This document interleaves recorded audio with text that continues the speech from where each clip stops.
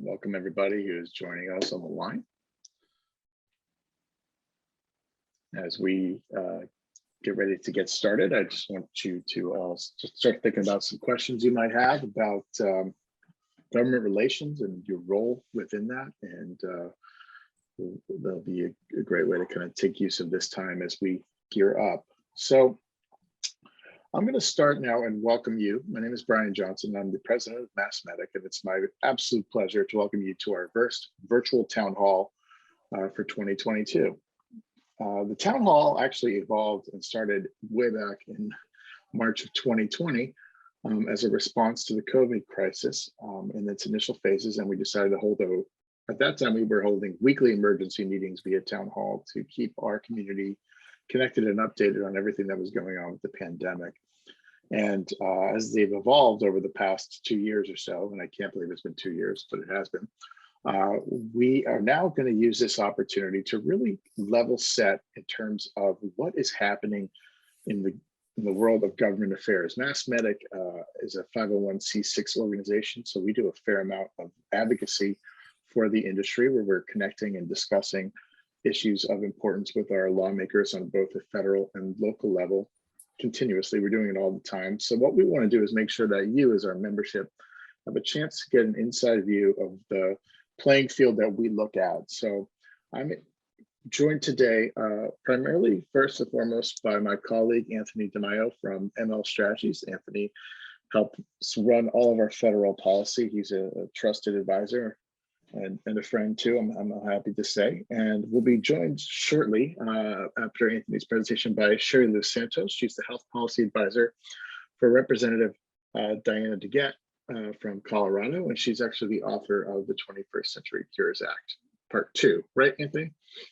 Both, yeah, the original and the sequel. So great. Original and the sequel, great. So this is going to be a really good chance for you to understand what the environment for 2022 is going to look like on a federal level, and then we're going to dig into some of this stuff with Sherie Lou and talk a lot about some of the things that are going to really impact medtech. So you're not really going to get this anywhere else, a really close look at government affairs through the lens of medtech. So everything we talk about today is going to really be geared towards how it's going to impact you on the ground level of making technology and things like that. So before I hand over the presentation to Anthony, I just want to also say, the Boston community lost a giant in the field of healthcare this week. Dr. Paul Farmer from Partners in Health is a terrible loss for the global healthcare ecosystem.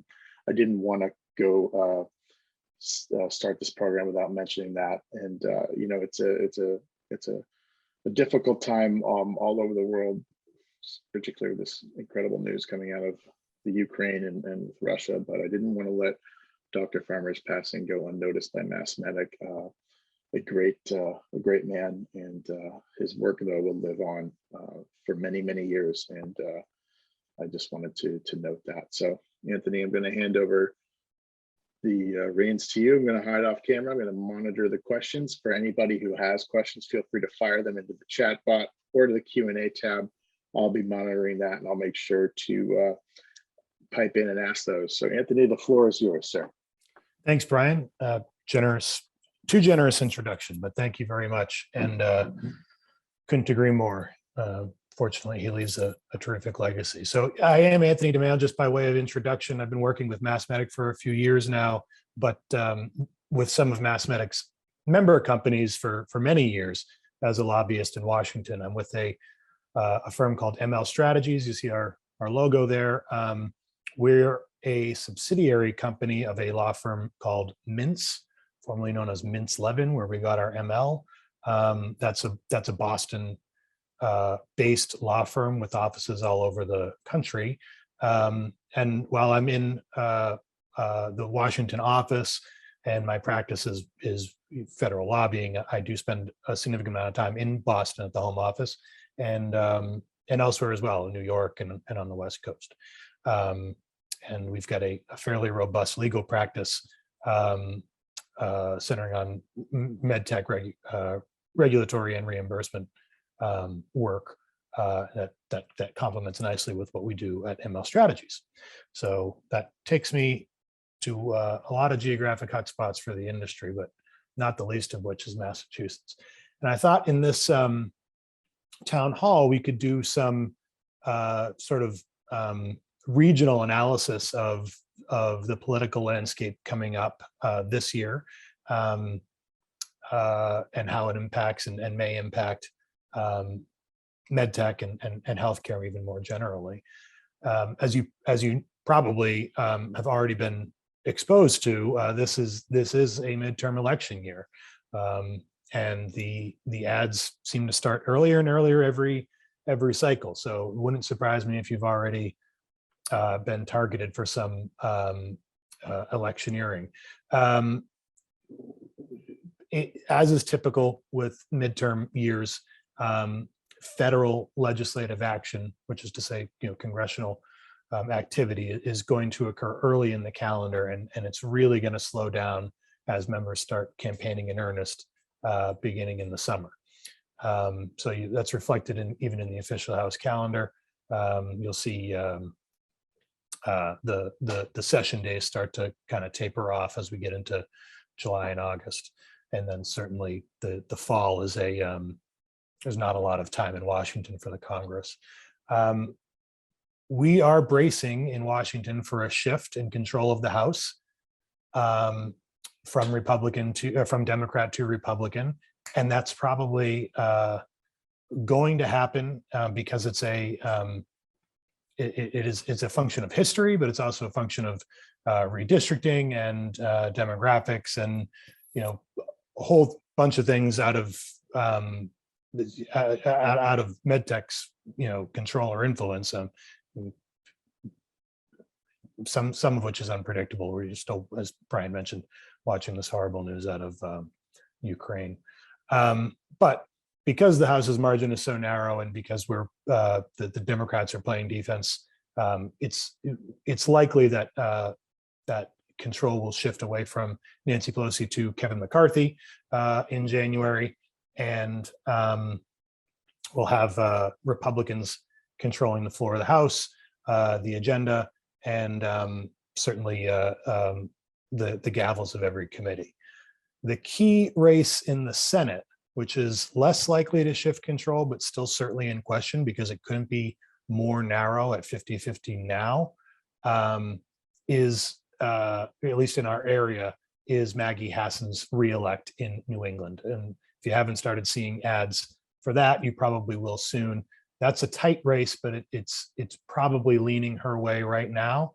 The Republican field has come into focus. The governor up there, Governor Sununu, is a very popular Republican with statewide name recognition going back a couple of generations, opted not to get into the race, which helps Senator Hassan's chances at reelect. So I think what you're going to see is that race ramping up in the next couple of months, and probably a fierce Republican primary on the one side, setting up a general election that probably leans Hassan's way. There are a few open seats in the Senate. We'll talk about the retirements in a minute, but in terms of the contentious reelects, that's the closest one to us. And I know that MassMEDIC membership has a footprint in the state. So also important to note is that every New England state has a governor's race this year. The only one not seeking reelection is Charlie Baker in Massachusetts. He served 2 terms, fairly popular Republican governor, but it does appear that he does not have a natural Republican successor. And the prohibitive favorite right now to replace him is the sitting Attorney General, Maura Healey.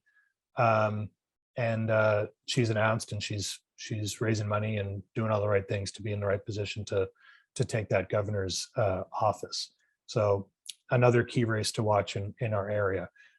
In Massachusetts, the federal delegation is not experiencing retirement. and neither of our senators, Markey or Warren, are in cycle. So there's not a lot of intrigue, at least right now. We'll probably see a couple of primaries that might be interesting. But really what's interesting is the redistricting we just went through, which I'll mention in a second. But everybody's dealing with a new congressional map because of the census in 2020 and reapportionment. Massachusetts did not lose a seat, but the lines have moved, so there will be some ramifications. But before we talk about the new map, I thought we'd take a look at how departures in the House of Representatives and in the Senate is going to impact med tech and healthcare more generally.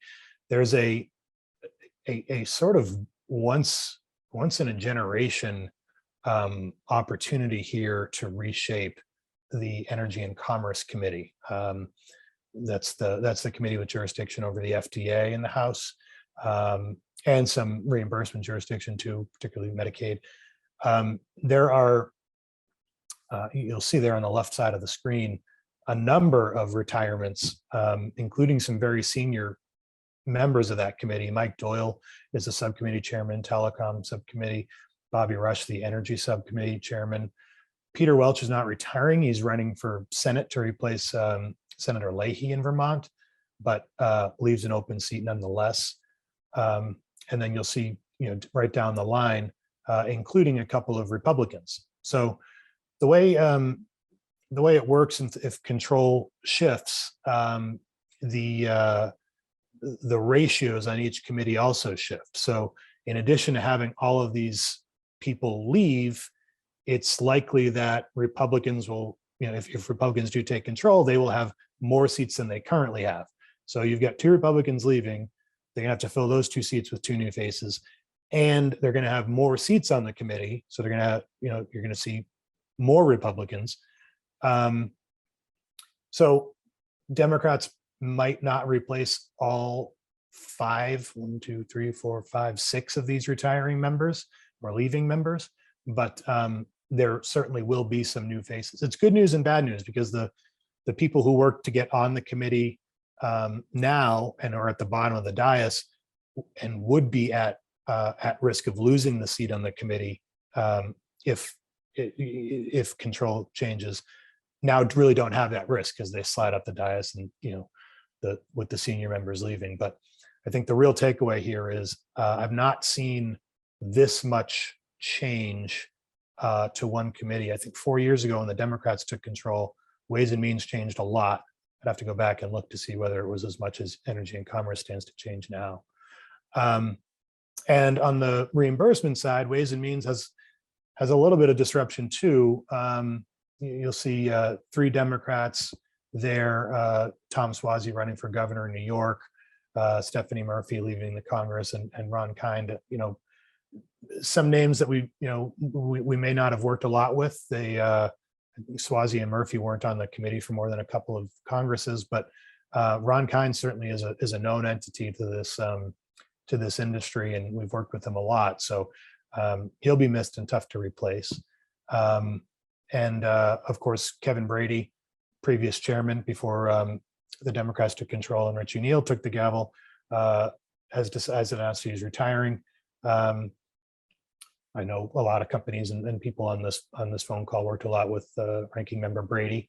Tom Reed too is another member with maybe not a huge footprint in his district in New York, but certainly an open door for medtech. So a couple of tough names to replace on the Republican side too. So it's a good time to think about setting up and getting engaged, because no matter what, whether the Democrats maintain a slim majority or if the Republicans take it over, there's a significant amount of turnover here on both of these key committees.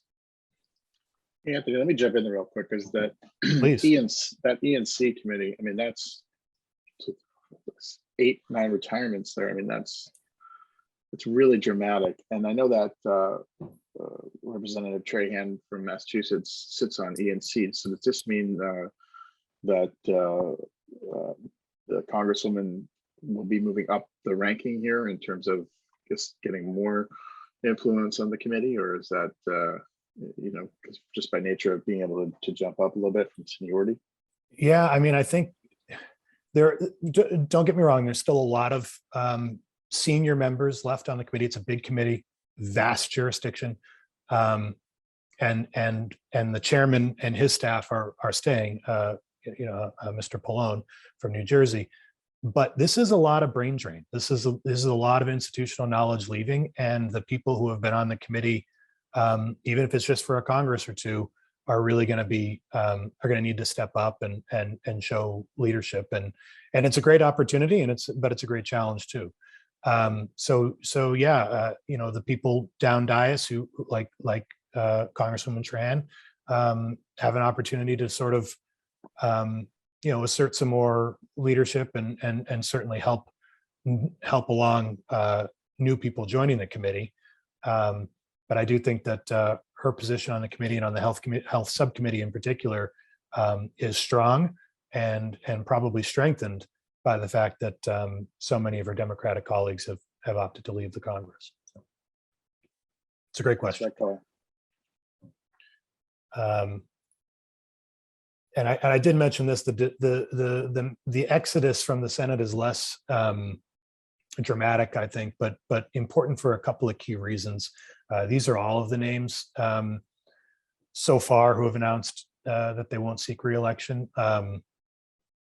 Obviously, Patrick Leahy is sort of a giant of the Senate. He's cast more votes in that chamber than almost anyone in U.S. history, and an appropriator and regionally important from Vermont. And we mentioned Peter Welch on ENC running a pretty likely chance that he'll succeed him in that seat. But we've also got some key members on the Republican side retiring from the Senate. Many on this call are familiar with Richard Burr, either in person or through his policies. He's the ranking member on the Health, Education, Labor, and Pensions Committee, which has FDA jurisdiction.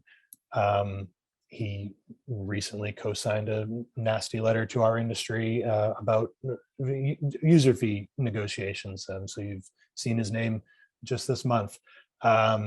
He's also a member of the Finance Committee, which of course has the Medicare jurisdiction, the reimbursement jurisdiction. So that's a big loss. We'll see how it all shakes out and who steps up to be the Help Committee ranking member. Sometimes there's some jockeying amongst committees when after elections, and we sort out who's here for the next Congress. But assuming Democrats remain in control of the Senate, there will be a new ranking member on Help. Rob Portman, Patrick Toomey, also on the Finance Committee.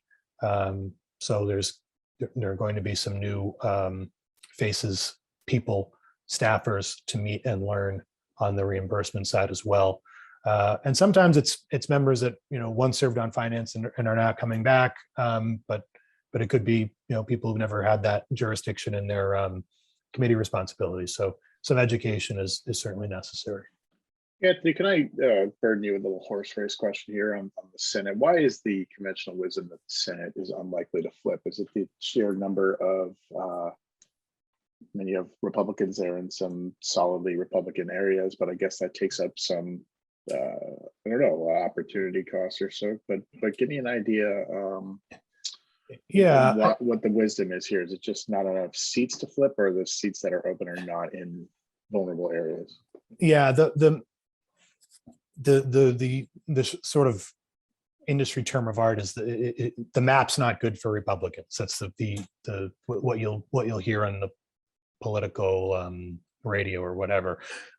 Republicans are sort of playing defense. That Pennsylvania seat that Pat Toomey's held for, I think, a couple of terms is I don't know about likely Democratic, or a likely flip, but it's within striking distance. So they would, they'd lose one there. The Ohio seat, I think, is a little bit less likely. Tim Ryan from Youngstown, Ohio, who serves in the House now. He's an appropriator, very popular. He could kind of follow that Sherrod Brown model of winning statewide in Ohio, but he's got certain other nationwide trends dragging against him. And I think beyond these other sort of retirement seats are not really in play. But you recall that only a third of the Senate is up every election, and this year it's just it's not. There are not a lot of opportunities for the Republicans to gain ground. They are, of course, looking closely at New Hampshire, as we mentioned earlier, which would theoretically or quite possibly be the tipping point for Democrats. In the bad way if Hassan can't hold on there, but they don't have a lot of places to go on offense right now. Thank you. I'm going to just take a look at are you looking at the questions, Brian, or do you want me to, is there anything? I am. And we did have a question come in about Mass Life Sciences 3.0. We can probably address that. We can definitely address that, but I'm going to let you keep going, and we'll find out when we do redistricting, we can kind of talk. Okay. Fair enough. So this is that redistricting conversation I promised. There's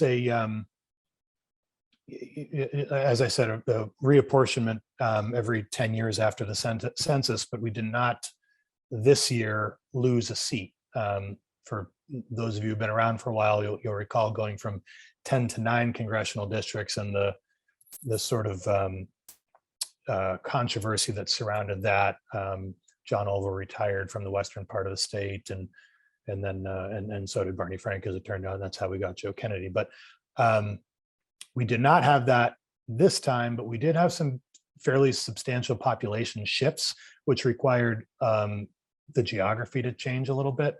The biggest, I think, in terms of just square miles or maybe even population, I think he had to pick up.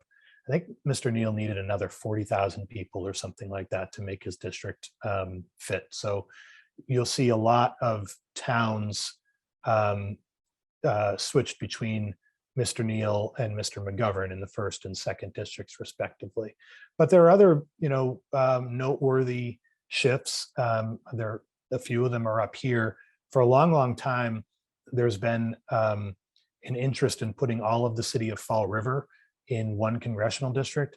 And in fact, there was a big push to put all of Fall River and New Bedford in one congressional district, which ended up not being workable in the State House. But anyway, the Fall River, which used to be split between the 9th and the 4th, Mr. Keating and Mr. Auchincloss, respectively, is now going to be completely in Jake Auchincloss's district. And I think that's somewhat important for our ecosystem because of how some of those old textile mills and other sort of manufacturing facilities down on the South Coast have sort of retooled in recent years, and I think there's great potential down there, if not yet realized, for advanced manufacturing, including medtech in Fall River. And of course, you can have a greater champion than Jake Auchincloss there. So I think that's good news. Bridgewater, I know we have some footprint there. Brian did shift to Mr. Keating's district from Mr. Lynch's, and Billerica, which was previously completely in the 6th, which is the Seth Moulton district on the North Shore, is now split. So some of our members who are in Billerica, I think, and I don't have a like neighborhood specific map yet. If you try to zoom in too much on this one, it gets grainy and impossible, and they haven't put out a better one yet. But I think that some of our footprint in Billerica will now be in that Merrimack Valley 3rd district, which is represented by Lori Trahan, as you mentioned earlier on ENC. So good news, good news there too.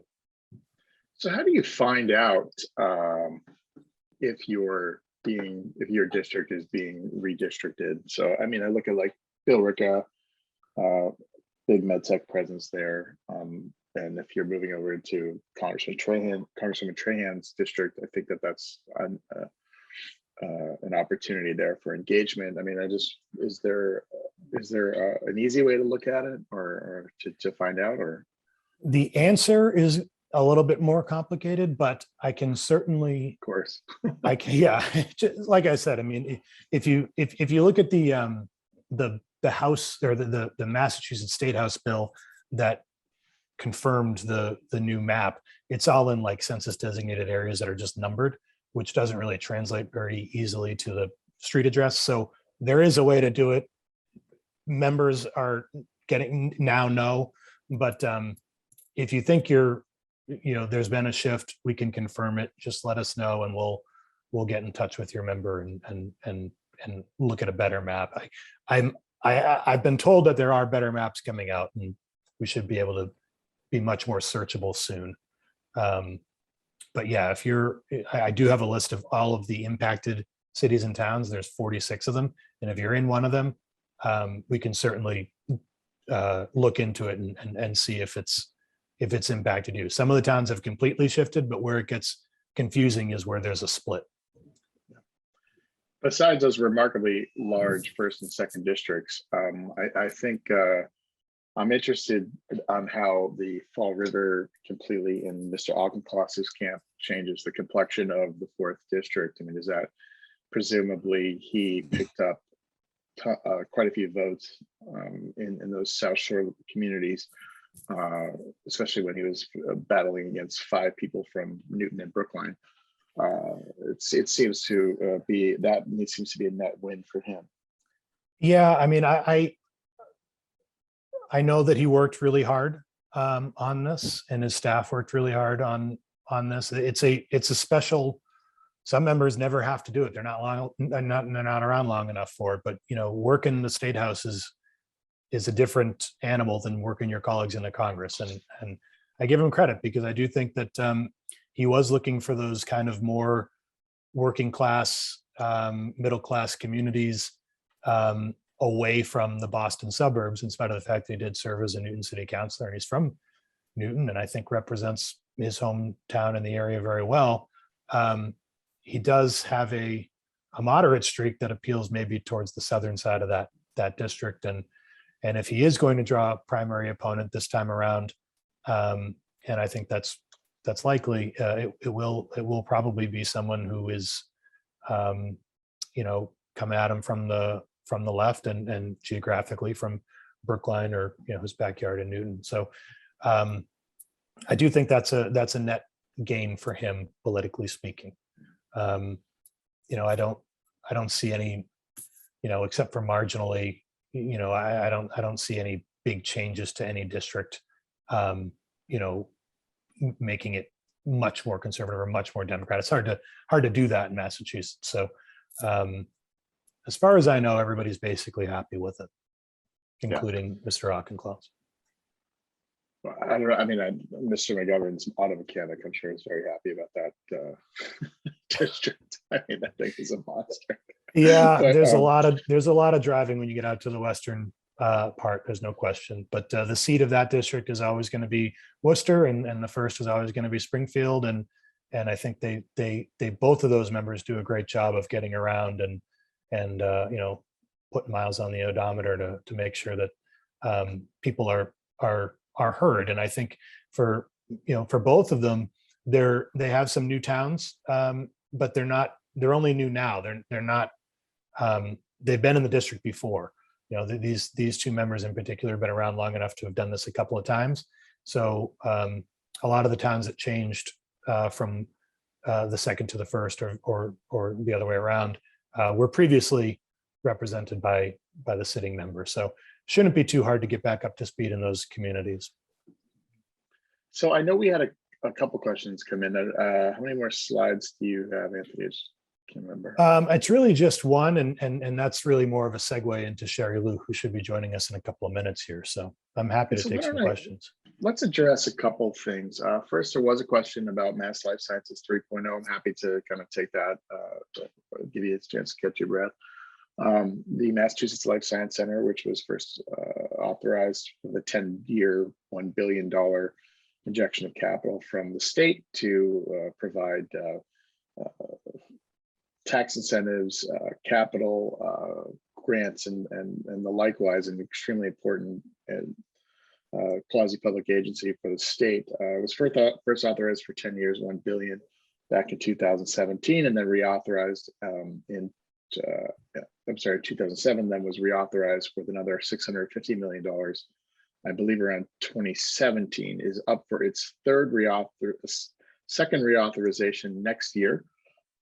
That is an extremely important program and office for our members to kind of keep track of. I would really encourage you to start thinking about how you can engage and tell your story about the Life Sciences Center, how it's impacted you. Maybe you've hired an intern, maybe you've used a tax incentive to make hires. Maybe you've taken advantage of some of the funding.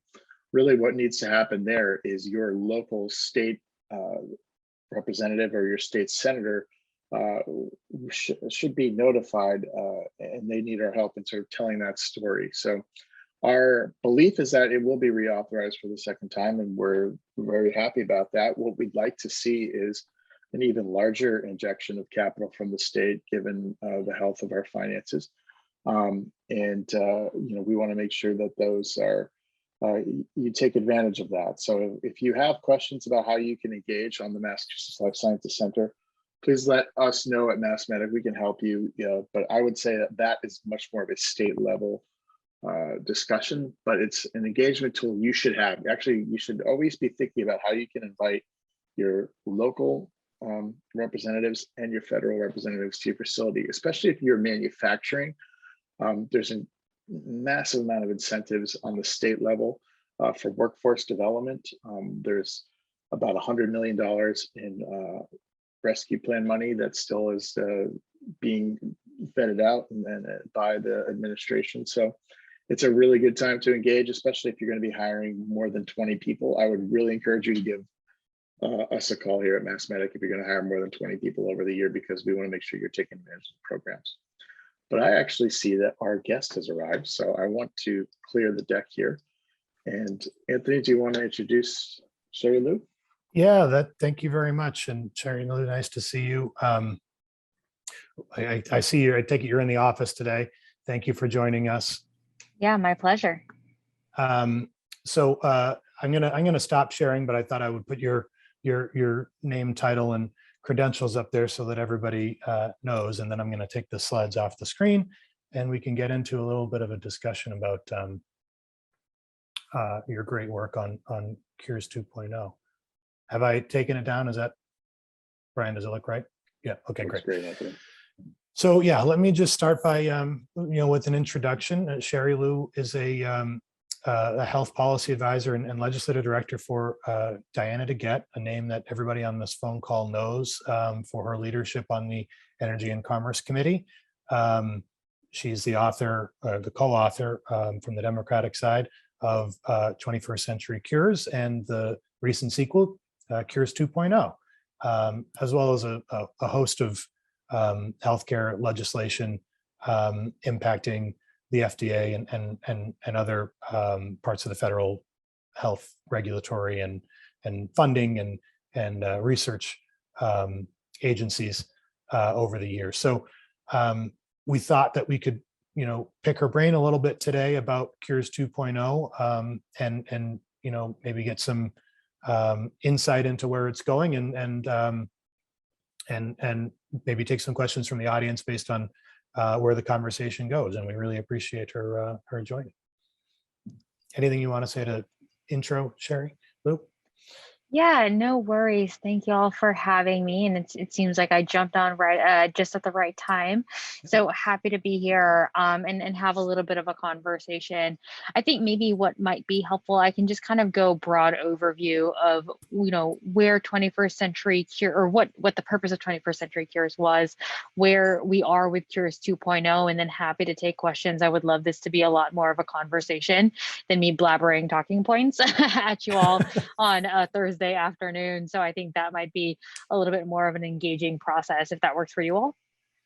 Yeah, well, yeah, you beat me to it. My first question was going to be, why the sequel? Why 2.0? Where did we leave off and what needs to be done? So it sounds like you're ready to speak to that. That's great. Yeah, absolutely. So, as many of you may know, my boss, Representative DeGette, and her counterpart, Representative Upton, back around 2012, 2013-ish to about 2015, 2016, worked on 21st century cures, or what we are now terming the first iteration of cures. And since then, so given that it's now 2022, that's crazy. When I started talking about Cures 2.0, I'd be like, oh, it's only 3 years, it's 2019. So now that it's 2022, we've seen that there's been a lot of progress that's been made in the medical innovation, the health innovation space, because of the policies that were included within 21st century cures, which, you know, both Representatives DeGette and Upton are extremely excited about, as well as a lot of folks that are touched by this space. So, you know, some things that we've seen, because of 21st century cures, there was a huge influx on research dollars for NIH. There was a huge push for younger researchers in the space because of 21st century cures. An FDA Center of Excellence on Cancer got stood up. So there were a lot of really great things that really laid the groundwork for what we're terming as our spirit of cures, honestly, is kind of three-pronged. So we look at the spirit of cures to really focus on modernizing the discovery, development, and delivery of health innovation, therapeutics, cures, medical devices, etc. With the 21st Century Cures Act back in 2016, a lot of the focus and a heavy impetus was really on the discovery and development side of things. So I mentioned NIH research dollars. There was a decent influx of FDA provisions to really help with a little bit of the regulatory side for approval. But, you know, we've been hearing time and time again that great 21st century cures was amazing at getting things across the finish line, but we also have been hearing that patients are not quite able to access some of these things. Providers may not know about some of these innovations or know how to go through the regulatory process to get it to their patients, et cetera. So Representatives DeGette and Upton decided their work isn't done and they wanted to take that next iteration, and which is what we are calling Cures 2.0. And the impetus of Cures is kind of to build on the successes of 21st century cures, while also trying to focus a little bit more on that delivery aspect. So we are looking at, yes, a little bit of policy or statutory help in terms of the discovery and development of health innovations, but really doing a lot more, or trying at least, aiming to do a lot more in the delivery space. So Cures 2.0 process on where we are right now, Representatives DeGette and Upton introduced Cures 2.0 mid-ish November of last year.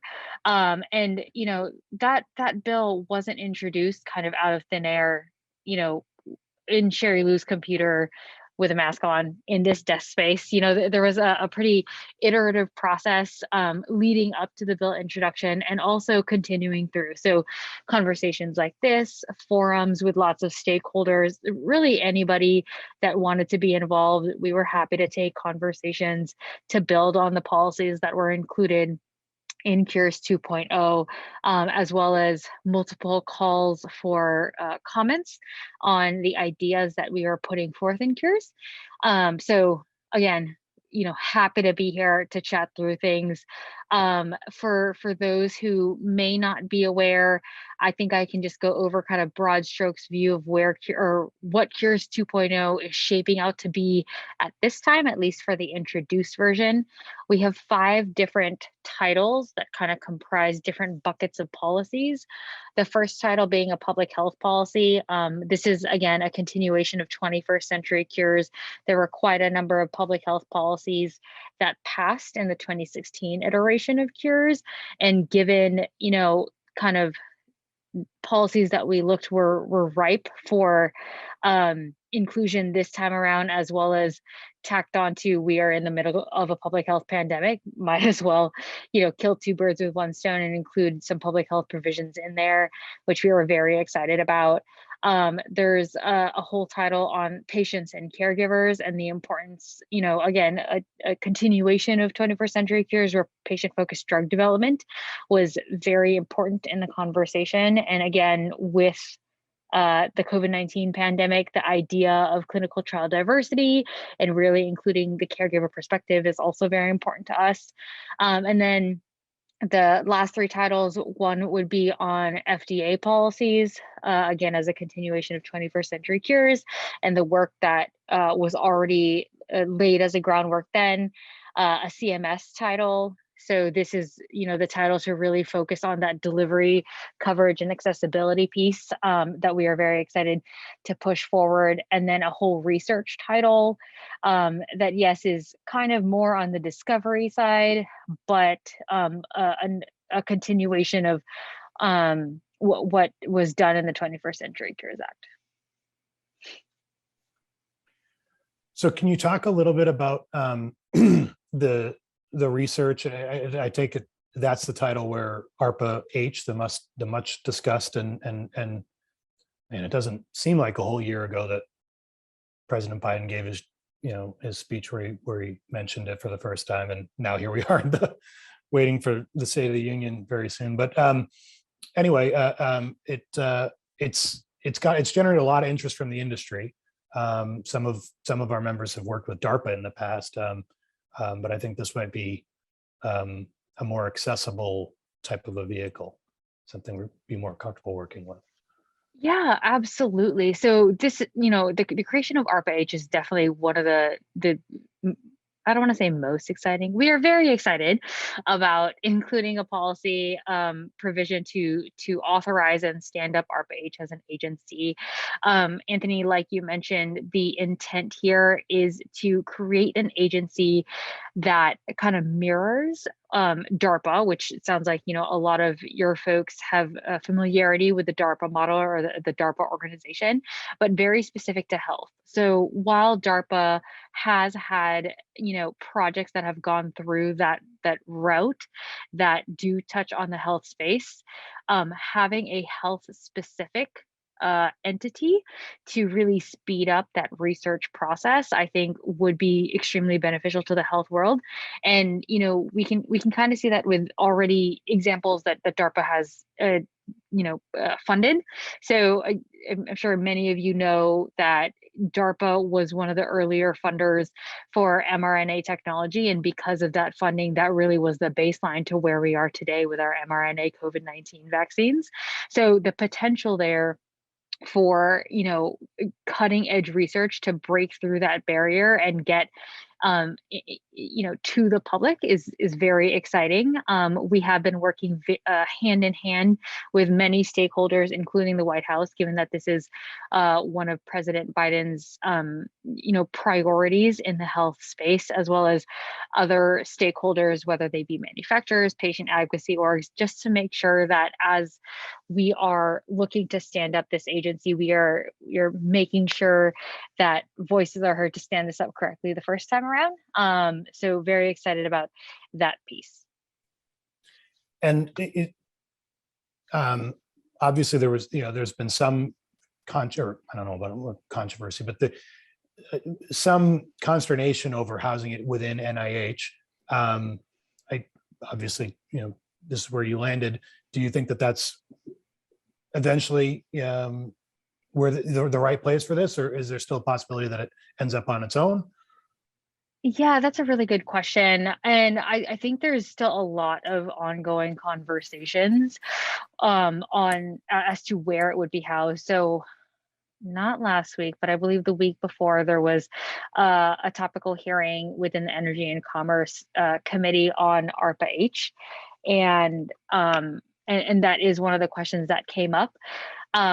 Full transparency here, Representatives DeGette and Upton are working with Representative Eshoo, who has another authorizing ARPA-H bill, with one of the main differences being clearly where it's housed, where a lot of the other policies and topics, jive hand in hand with the intent that Representatives DeGette and Upton were working on within Cures 2.0.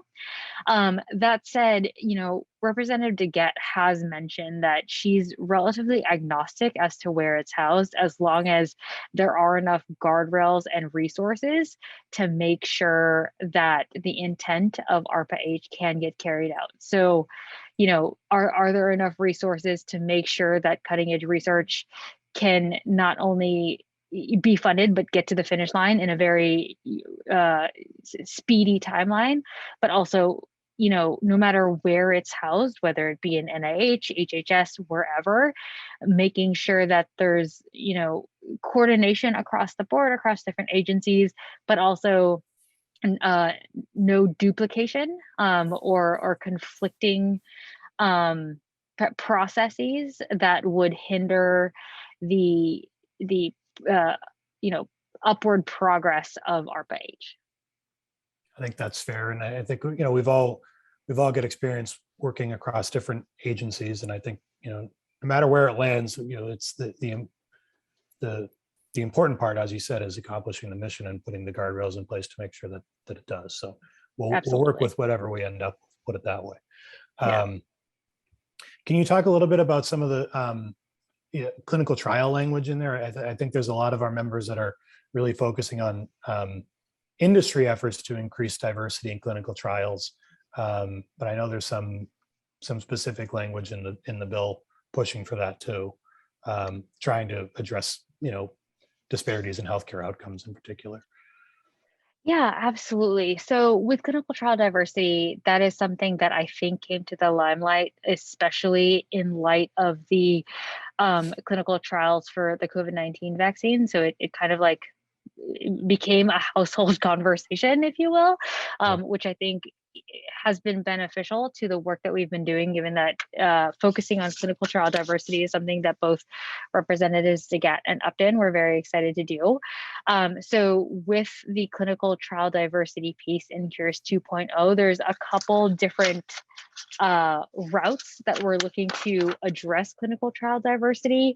One of them being a task force to ensure that as many voices are heard around the table when developing clinical trials, figuring out how to use the information, figuring out how to, with regards to post-market approval studies, how to really engage as many folks as possible, but maybe in a non-traditional sense, right? Maybe it doesn't need to be in a traditional primary research type of clinical trial. Maybe it can be in alternative forms of real world evidence, and how to engage folks in this relatively new, I think I could say safely, relatively new method of obtaining data to kind of play into that process for approval or post-approval marketing requirements. So a lot of that in terms of, yes, making sure folks that need to be represented in, whether it be a device approval, a therapeutic approval, making sure that as many of the folks that need to be represented are represented, but also making sure that the pathways are there to break down the barriers to participating in research pre and post approval. I think sort of that segues well to another key part of the bill that a lot of our members are watching because of how connected devices are today and how much we've learned about telehealth and gotten used to it during this public health emergency. The sort of expansion of digital and telehealth policy in the bill, I think is a net positive and something we're all acutely aware of and watching closely. I don't know if there's anything you want to mention about it. Yeah, I think I'll mention two things because I think, your point, I actually think that's sparsed out into two different kind of ideas, right? So yes, I think most folks in the country, maybe in the world, are a lot more aware of the benefits of telehealth and how it could be utilized in a really positive way. So yes, we do currently have provisions to expand and or make permanent some telehealth flexibilities that have been afforded to us during the COVID-19 public health emergency. But I think a little bit more in the digital space. And you mentioned that connectedness of devices with other things. I think there's a lot going on in Mhm. the health technology space that we are still mulling over and trying to figure out what is the best path forward, given the speed at which health technology is coming to fruition and the crossover between health technology to just, you know, digitals in general. So example, my current watch that is currently telling me what my heart rate is, like, where does that land in the space of health innovation? I Right. think there's a lot of room for improvement with that connectedness between digital technology and how it's moving in the health space, both for the actual device that may not traditionally be a health device that is governed by CDRH over at FDA, but also in terms of artificial intelligence and software. I think that's another bucket that we're trying to see how we can move in this space, given that that's where the technology is going these days. Yeah, I mean, there's probably never been a more exciting time to be in health policy and delivery of health, the policy of delivering healthcare in America, but certainly it's never been more complicated and challenging either. So we don't envy your position, but appreciate your work. I can tell you I'm not bored. At the risk of burying the lead, we do want to mention, we don't have to talk about it because as an industry, we've talked about this to death, but we do appreciate the codification of MCHES in the bill. That is that's obviously big for the industry, making sure there's a pathway to get coverage. And we're working with CMS now on their new iteration. As you probably know, they've had one listening session. There's gonna be another one next month. But that's I think that's a big part of what you led with in terms of making sure innovation actually gets to the bedside. Absolutely. So we appreciate your work to include that. If I want to be sensitive to your time, but if I could just wrap up with one sort of process political type question or a Sure. two-part question. Obviously, if you're not in Washington and you just watch the news, you think that Republicans and Democrats can't agree on what color the sky is, and yet here you are with a bipartisan bill. There's a possibility, a strong possibility, maybe that control of the House shifts in after the midterms.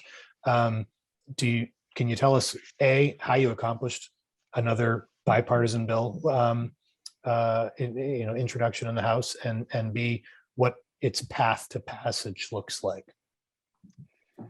Yes, maybe, in terms of as gray area of a non-answer I can probably give. I'm happy What we to do that. expected, don't worry about it. If I had an actual answer, I would be getting paid a lot more money. And a lot of things would move a lot faster if it were all up to me.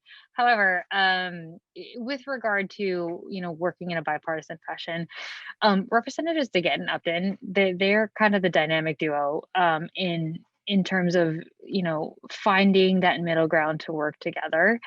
They are very excited to continue to work together, and from the get-go, they wanted this to continue to be a bipartisan effort. That said, I, on the staff level, and my counterpart and Representatives Upton's office have worked to make sure that no matter what we put in the bill, there's agreement across the aisle, which I've only functioned in a bipartisan fashion. So it's a very exciting opportunity for me. In regards to kind of a path forward and the politics behind it, something that Representative DeGette always mentions is 21st Century Cures was one of the last bills that passed in the Obama administration and in a Republican controlled Congress. So the politics, though potentially an uphill trudge, aren't viewed with Representatives DeGette or Upton as a barrier or absolute hindrance to the work that we want to do moving forward. I can say that with the 21st Century Cures Act and what we envision the Cures 2.0 path moving forward to be, it didn't move just because Representative DeGette continued to push by herself, or my predecessor continued to push by herself. It was a full scale effort of, both offices, a lot of member support, a lot of external stakeholder support to, one, get the member support, and then two, to continuously push to energy and commerce leadership, as well as House and Senate leadership to get it across the finish line. The more support that we have, both internal to the Hill and external to the Hill, the higher the chance this continues to move, and hopefully in a positive momentum towards the finish line, and towards passage. And that is, our eyes are on the prize to get that across the finish line this calendar year. So that is a high order for me on February 24th, 2022, to try to get this across the finish line before we get to the 2023 calendar year. But that's kind of the direction we're moving towards. Well, before you joined, we talked about the sort of truncated legislative calendar, given the election calendar, and we also talked a bit about and the so far announced departures, particularly from ENC, and we are, I think, all in agreement that we're very happy that that Congresswoman DeGette and Congressman Upton have not made such an announcement, but that there is going to be significant turnover there, regardless of what happens to control of the House, and that there's going to be some new people to meet and learn and educate and hopefully work with on whatever follows 2.0, because that's getting done this year. Absolutely.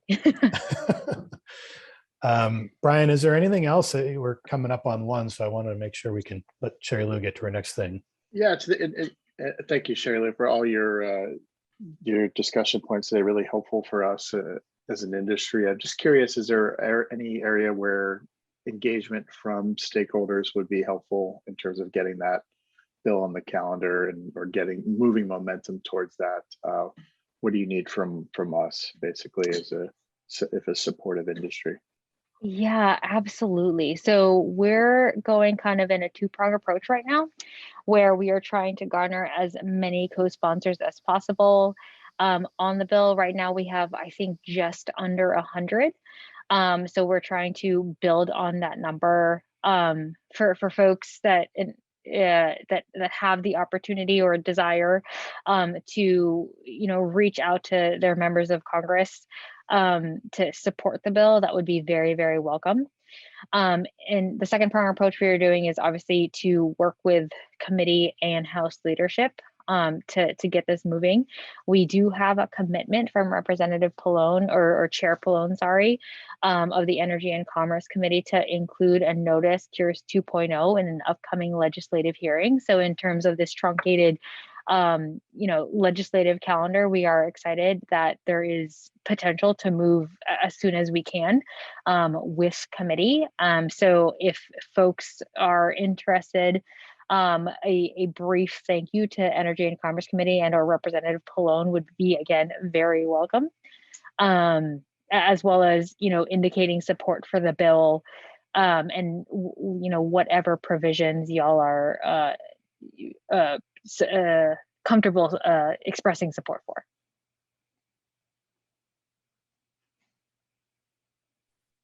Helpful, and we are going to do what we can do. We'll take a look at the co-sponsor list, and where we can make outreach, we will. I think we've taken enough of your time and really appreciate it, and look forward to working with you in the future, and wish you the best of luck with this bill and the other stuff moving through ENC. We didn't even talk about MDUFA, which is fine with me. That is a whole other conversation that we are obviously very engaged in. And one of the other priority health provision or health bills that Representative DeGette is leading is the VALID Act, which is around a regulatory framework for diagnostic tests. So again, I'm never bored. But before we hop off, I just do want to respond to Peter's question in the chat regarding senators' thoughts on Cures 2.0. So, Peter, like you mentioned, currently this is a House based or House introduced bill as it stands right now, but we currently are having conversations with our Senate counterparts. 21st Century Cures did not pass just out of the House. We did work with our Senate counterparts in that process as well, and we are looking forward to doing so this go around as well. Yeah, I will. Bears mentioning that some of the language, maybe even a substantial amount of language, was borrowed in the Help Bill Prevent Pandemics.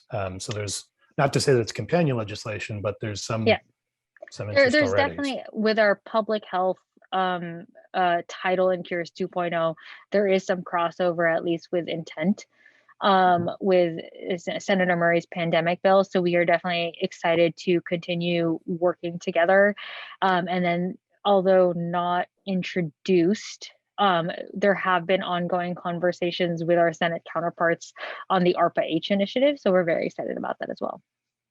Yeah. So there's not much left to do, really. Yeah, I think we should just pass it next week. It'll be great. Well, thank you again. We've kept you for long enough, but really do appreciate your insight and look forward to working with you some more. All right. Thank you all so much. Have a good one. You too. Sherie Lou. Bye. Appreciate it.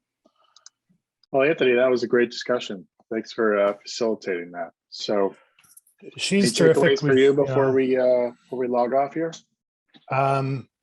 So yeah, I mean, I think if I could leave you with one thing, kind of to tie in both conversations together, it's that there's always something going on that's going to impact this industry. Please don't wait till it's till the train's left the station to engage on it. It's a lot harder to fix something when there's already been a hearing, or where there's already been a markup, or the rules already been written. So we want, as an organization, what's best for the industry, and also we want to be a resource for each individual member, because not everything impacts everybody equally.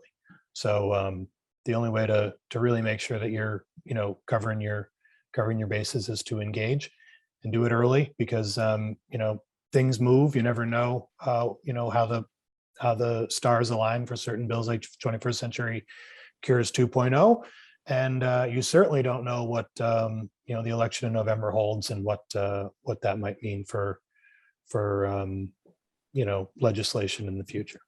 Absolutely. Exciting times, but as always, our lesson is always engage. Use your resources are available to you at MassMEDIC. Anthony, again, works with us on a daily basis, so we're really thrilled to have that. I just want to say at the conclusion of this program that we will make sure that you are, anyone who registered for this program is going to get a copy of the slides and the video. Feel free to share those internally with other members of your team.